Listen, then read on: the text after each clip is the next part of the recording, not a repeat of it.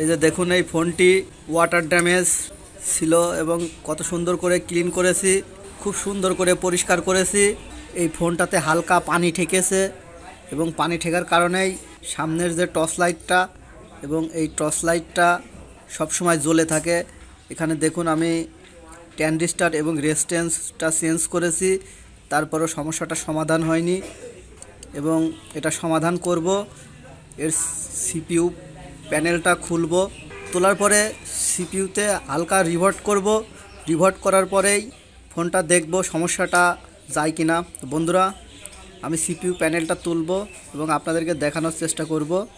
এই মুহূর্তে আমি সিপিইউ প্যানেলটা তুলেছি এবং তোলার পরে দেখতে পাচ্ছি যে অনেকটা পরিষ্কার আছে, কোথাও কোনো শর্টিং ইস্যু পাইনি। তারপরও সিপিইউটা আমি রিভার্ট করব। সিপিইউতে রিভার্ট করেছি, দেখুন সিপিইউতে রিভার্ট করেছি এবং রিভার্ট করে সিপিইউটা ঠান্ডা হওয়ার জন্য রেখেছি এবং ঠান্ডা হলে আমি চেক করব।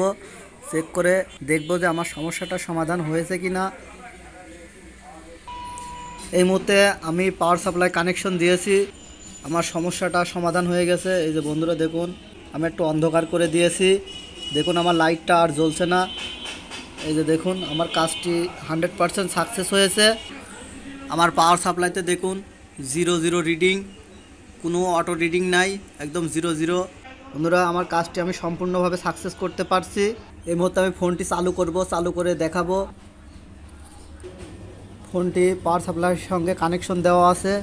এখন আমি পাওয়ার বাটন শর্ট করে খোলার চেষ্টা করব। এই যে বন্ধুরা দেখুন আমার ফোনটি খুলে গেছে।